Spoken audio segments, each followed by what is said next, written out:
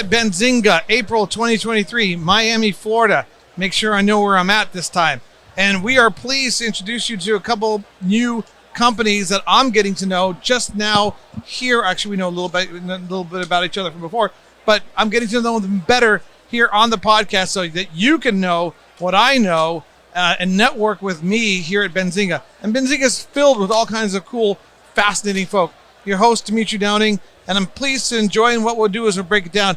We'll introduce the three of you. You can talk a little about your history, how you got involved in the cannabis industry, and then we'll get to your project now, your company now, dive into those details a little bit further. But let's start over my end here. We have Rich Campbell. How you doing? Doing good. Rich Campbell, CEO of Canoja Technologies, Canoja Tech. Reason we got into the cannabis industry is to build solutions that provide transparency to get your mic a little closer. Transparency to the industry, meaning license verification as well as license adjudication platforms, both for the private sector and for the public sector. Oh, okay, cool. And what were you doing prior to the cannabis industry? How did you navigate your way? Because everybody has an interesting way. Always interested in the cannabis industry for a long time. Myself and my partner, we were looking at buying a fully integrated operator in the Colorado area. Okay. And during our due diligence phase, we found that there were a lot of holes and pillars that weren't being satisfied in the industry itself. So what we did was take a step back and said, how can we better serve this industry and help this industry grow, help this industry stabilize? So we took a step back and decided to pivot back into our natural careers, which was in data and technology. So my partner being an architect, cloud engineer, cloud architect, and myself doing everything from project management to service delivery in the IT world, working for some of the big four organizations. We decided to kind of flip back and start building products to help the industry grow. Excellent. What year was that? This was 1980. Ooh, 2017. 2017. And you guys have been growing the company that you're with and started exactly in 2017. And we're going to get into the company and what it does in a second here and the technology and all that. But let's go ahead and introduce Tyler as well. Yeah, so Tyler Campbell. By any chance, are you related to Rich? I am related to Rich. This is my dad. That's your dad? Yeah. Cool. Yeah. Your dad ages well, like me. And look, like fine wine. Yeah. Runs in the family. How old are you? 53. You look good. Thank you. You look good. I look good too. You do? Yeah, I'm 50. You look good. Yeah, right? Right. I thought you were like 45. No. Just tell the ladies I'm 25. Okay. Rich, back to you. Sorry. Oh, no. So, got into the industry after the pivot from, buying the fully, cultivation grow dispensary out in Colorado.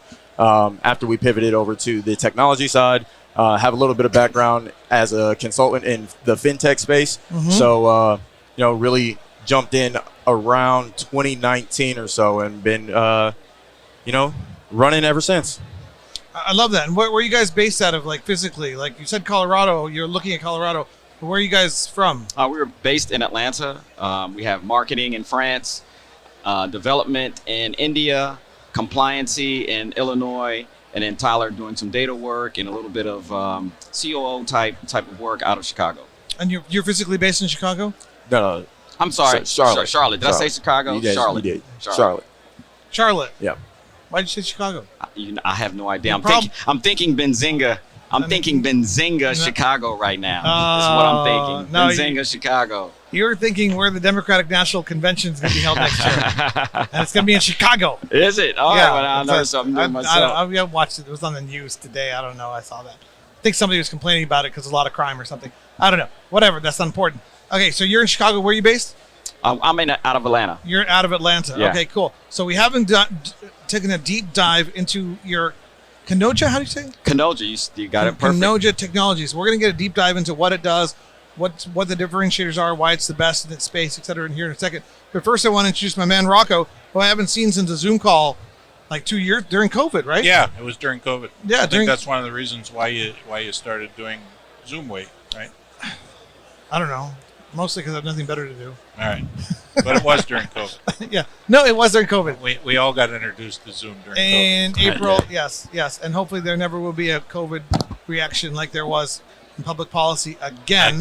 But again. we don't have enough time to talk about We don't have that. enough time to talk about that. I'm sorry. I get a little political, Rocco. I think you know that. Yeah. I'm a hardcore libertarian, not a fan of the government. No one in this cannabis industry who saw prohibition.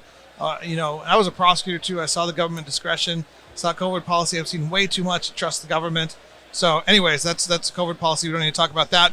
But Rocco, I love the name. It makes me feel like I Named need to after my grandfather. start bobbing and weaving, right? Let's go to the gym. Stick and move. Let's go to the gym and find a guy named beat up named Rocco, or just fight, because he's the toughest guy in the gym. So I love it. So Rocco, tell us a little bit how you got into cannabis and where you're from. All right. Well, I'm currently I was born and raised in Pennsylvania. Spent a career in automotive components manufacturing, so I was all around the Northeast and Midwest, and made it back to Pennsylvania, where I went to college, State College, Pennsylvania, Penn State grad, chemical engineering, 1982, and tell the story that I spent 4 years trying to get out of that town, 25 trying to get back. I finally made it. So after being dedicated to automotive components manufacturing, which is really where I got my foundation for risk management, I went into, I started a fractional executive firm and Awesome. did fractional executive stints for about 10 years and truly stumbled across a cannabis opportunity. And I was recruited by a couple of founders to create a risk management association and risk management platform around cannabis. Awesome. And knew cannabis could benefit from risk management because of it being an emerging market, and again also knew just a whole lot about risk management, because in automotive components it's like second base. Right. You don't play the game without it. So And what year was that? that was in 2018. 2018, right? Yeah. So we developed and launched NCRMA, which was the National Cannabis Risk Management Association. We then followed up with what was then a for-profit company, NCRPS. And yesterday, we debuted our new brand, which is Impact. Awesome. Impact. Because we're here to make an impact on the cannabis industry. And, the risk management moniker really didn't fit us as well anymore. There's a lot of confusion around risk management, particularly in cannabis. A lot of people didn't understand totally what risk management was about. I can see that. Some people think it's compliance. Some people think it's insurance. Some Right. people think it's a combination. We think it's all of the above. Exactly. But what impact is about is organizational health. Right. And there's no confusion. Right. There's no confusion around organizational health. And I just said it in my session a little bit earlier, where we talk about, cannabis businesses minimizing risk and increasing operational efficiency. People don't like to hear it, but we're in a fixed cost market. Yeah. We are in a fixed cost market. And in a fixed cost market, you're not going to increase your profitability on the revenue line.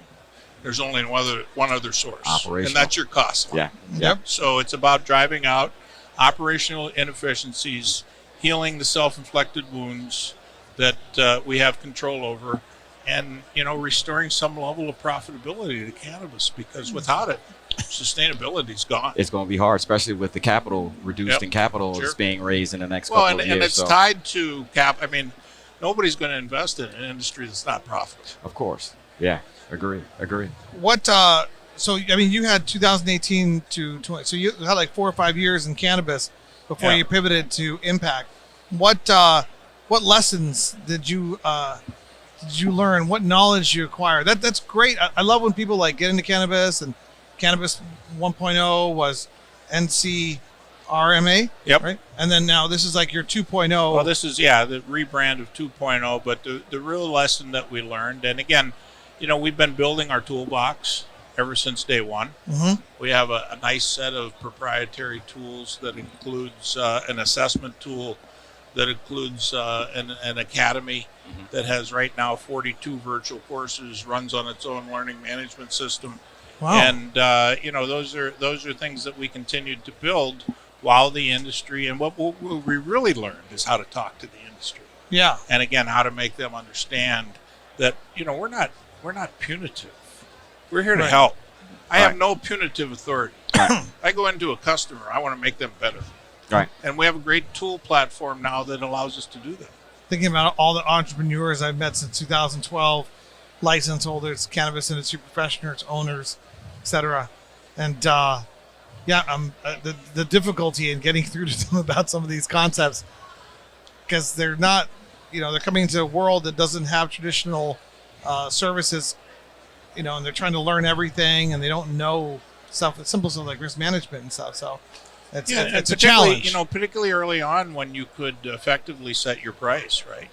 Yeah. I mean, for the most part. I mean, I worked in automotive components one time around a company that had some really great proprietary technology around a material system. And I mean, the customer used to send us the purchase order and we'd put the price on it. Right. Wow. Pretty easy to be profitable. And I'm not saying cannabis was that broad. But again, with where we are today, price increases are a thing of the past. It's really time to start attacking. We have a lot more line. entries into the space, and then once you get competition, you got brand that competition, quality competition, more product on the shelves, more product being grown, and then the whole imbalance of supply that comes from the interstate process. Right. State regulation is well, very difficult. No interstate commerce. Right. Yeah, the entire, and that's a regulatory challenge that blows people's minds, because they get right into the cannabis industry, like 37 medical regulatory markets.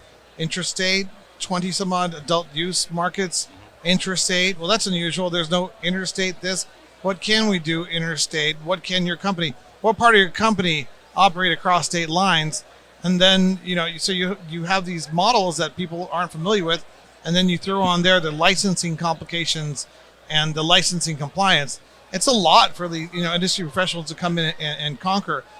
We've learned a lot about you and what your company does. I want to go back to Canoja Technologies, because we haven't talked about what that is and exactly what it offers to the world. Right. So typically what we offer right now are two different products, one to the public side, one to the private industry.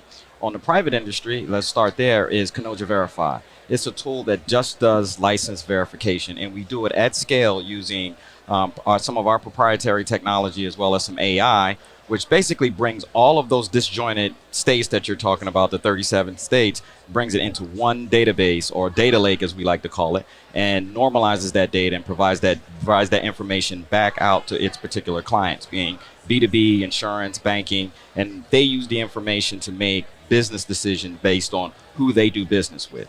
Take example, LeafLink would use our product to make sure the buyer and the seller has a valid license at the time of the transaction, because the licenses change all the time, and you can't keep up with that with human eyes. You have to have some sort of technology to be able to go out and ingest that data at lightning speed, at scale, and catch all the deltas at any given time. So do you guys what is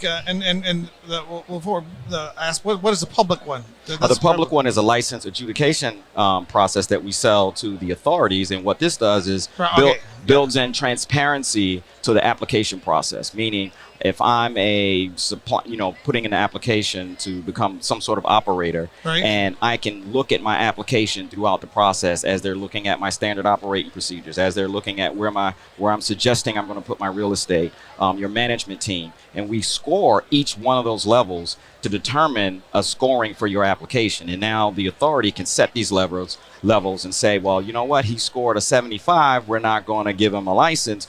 But the applicant can then go back and look at that process and say, where did I score low?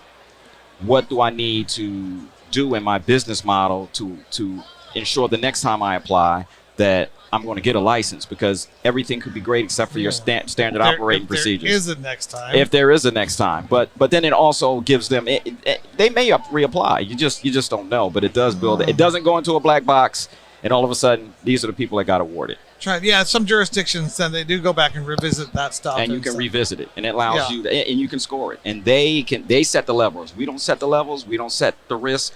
They go in our back end. They set those levels, and as the applications come in through our system, they get scored. So that's a great a great compliment, because we bit the bullet and decided to do the same thing with our assessment tool. It's scored.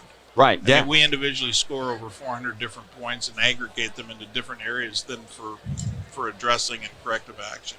But it boils right down to a primary, fundamental discipline of business. Yeah. And that's what gets measured, gets done. Gets measured and gets done. Exactly. So how do you guys verify licenses? I mean, because say you have Florida licenses and somebody wants to verify. How do you get that?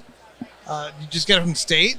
Is that Well, if you want to do it one at a time. no? we can just- But just you call guys, state. you guys Oh, get it yeah, from the state. we You have- database it, or We have actively- we have our AI and our proprietary tech that goes out Yeah. to each one of the states and a few of the countries and actually brings all of that data into our data lake. We then Right. take that data, normalize that data so that way now it looks the same across the entire industry, and then we present that data back either through a front-end GUI or an exposed API that we provide our enterprise clients. my proprietary data is called Rita. She collects data. Yeah, it's called Rita. Yes, FOIA, and other things. But yeah, because it is difficult to get cooperation from state jurisdictions sometimes. And the licensing changes. Say you want to do some cross-market analysis, you can do that with our tool. You can run custom queries. You can, again, ingest using an exposed API. So now you can build your software solution around going out and grabbing this data. So you're onboarding clients, for example, if you're a B2B platform. During the onboarding process, you check to see if they have a valid license. Mm-hmm. If they do, you onboard them. If they don't, you kick them out the system. Now, once you're onboarded, what you can do is now I can check your license, anytime I feel like it. And even without the checking aspect, I mean, if for some reason license status were to change, go from active to being expired or active to inactive or suspended, whatever the case may be, there's a built-in notification system as well. So, you're getting those updates in real time. So who are your customers? We have a few we can't name, but one of What our markets? What markets? Dispensaries, retailers. No, actually, cultivators? they're ERP, B2B, like platforms like a LeafLink, or we have some ERP companies who are building now for their particular internal clients a way for them to buy and sell within their own network. And they still need to check those licenses. So we have banks that want to ensure that their depositors are staying current with their licensing. So they'll use the platform as well, not to do ingestion at a scale, but they'll use the front end platform in order to just check their license So status. you guys operate in all the states? We operate all over the world. So you could tell me right now a valid license in Ohio. Yep. So you have. Can you also tell me who owns it? I could tell you who owns the license. Right. Could you collect that data as well? Yep. Not just I don't know what the state. If the state Yeah. doesn't release who owns it, you don't If have it that. doesn't release it, then we can't grab that. But there's Freedom of Information Act, so you can get a lot of that information if you need Right. to. Yeah. So I've collected what I've needed to over the years, but I've never collected the whole thing. Okay. But as we do MITA USA, we don't just want all the license holders. We want everything from a bud tender with a dream to an owner with an exit strategy. Exactly. All the licensees. Now the we license have card that carrying we have members. that data as well, because we ingest a lot. We ingest a lot. We just don't present everything back. Right. So when we get to the point where we're building those particular products around the bud tenders, around the doctors that are licensed to do these things, we'll eventually have products that'll service that. What do you charge for your service? It varies because we're a data company. Any data It's free for us. any data that leaves the building, we pretty much charge a per record pool because it's leaving our building. However, it's a really inexpensive product because we understand the industry and the finances in the industry. So for like a premium, we charge $99 a month plus whatever record you pull. Well, our risk assessment tool is SaaS-based tool, so I love the open API. Yeah. Because it's just it's efficiency. It's right? efficiency. Yeah. It's efficiency. It's efficiency. Are we charging me $99 a month plus whatever I pull, or are we like kind of some sort of special deal? It depends. I might be able to get you a coupon. How big? How big of a coupon? Yeah, it ain't that big. we have a pretty good reach, and we're always trying to reach more. And our goal is just to help people. Right. Without a doubt. We just want to educate people. Well, we can talk. It's not we can definitely talk. We can definitely. It's not talk. like we're trying to change the world. We're just trying to help people get by one day at a time. Yeah. Stabilize. MITA is based around that. MITA Unshackled is the podcast that helps us communicate and meet more people like May over there. Right. She's hanging out, waving back.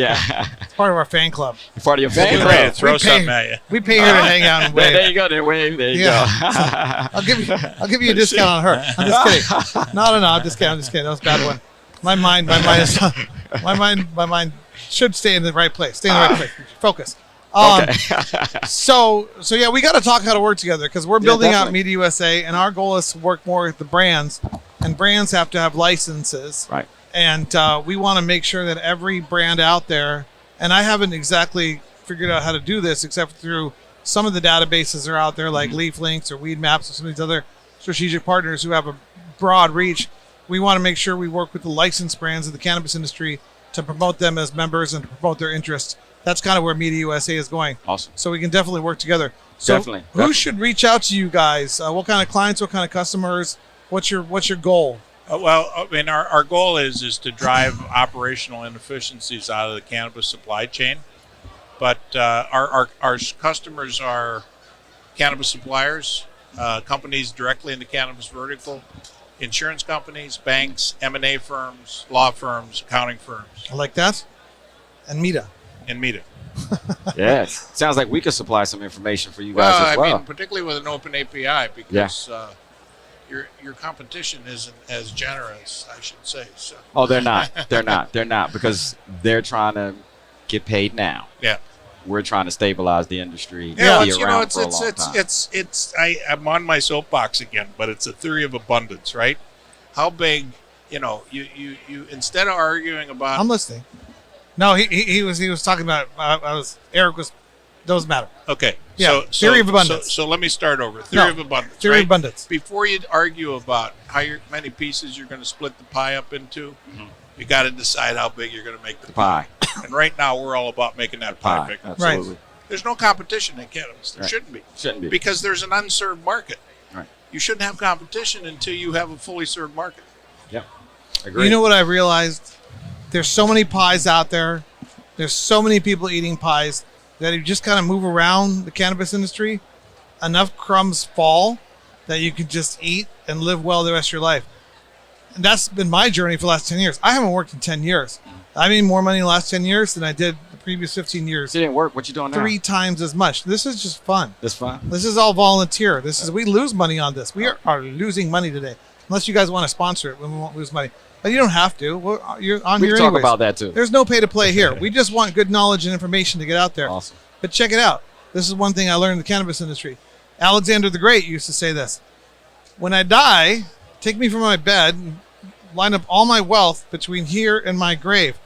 Put me in a casket and let my hands sit out openly so people can see there's nothing in them as you take me to my grave. Remember, you leave as you entered with nothing in your hands. Ashes to ashes and dust to So dust. I took that and I realized clearly I'm wiser, more intelligent, more experienced than Alexander the Great. So how can I evolve that quote? How can I take that to the next level? What Alexander the Great didn't realize was the journey between life and death. If you focus on not having to worry about putting anything in your hands at all, you're as light as the day you were born the entire time, and then you die. So he missed out by obsessing with a few things, his greatness, his legacy. If you just live with the mindset of carrying nothing in your hands at all, the same way you were born, the same way you would die, your whole life load is lighter. That's just me. So what's it about, boys? So, It's about making an impact. Making an impact. sorry. That's all right. No, Bring it full well, no, circle. but I'm just throwing that out there. And then there's crumbs falling everywhere in this industry. So people like me get by just fine. Right. But I broker deals for a living. If you want to buy and sell licenses, call me. It's an easy route to make it. Limited licensing. It's the big untold story of the last 10 years of cannabis. That's how everybody has made the most money. Is Right. buying and flipping these licenses Yes, on exactly. spec. Exactly. So, exactly. but it's an abomination. Limited licensing caps should be killed. Even though that's how I made my living, it's just wrong. Right. It's just It's humanly a line wrong. from Don Corleone. Oh yeah. Abomination. Leave it to Rocco. somebody tells me if we had a few drinks with Rocco. Everything I learned about business, I learned from The Godfather Yeah, and exactly. The Sopranos. Hey, what's your favorite quote? I bet he can do some good Godfather. Oh yeah. I don't have a favorite quote, but Michael, I never wanted it to be you, Michael. All right, so we got to wrap up. We appreciate Canoja for coming on board. We appreciate Impact for coming on board. We dropped the best way to get a hold of you guys, right? We share that? www.canojatech.com. Hit our site. We're there. www.ncrps.com. We look forward to your success. We look forward to partnering with you. Keep track of your success. We'll see you at different conferences, different places. You always invited to be part of MITA, and thank you for joining us on MITA Unshackled. Thanks for the you. opportunity. Thanks for having us.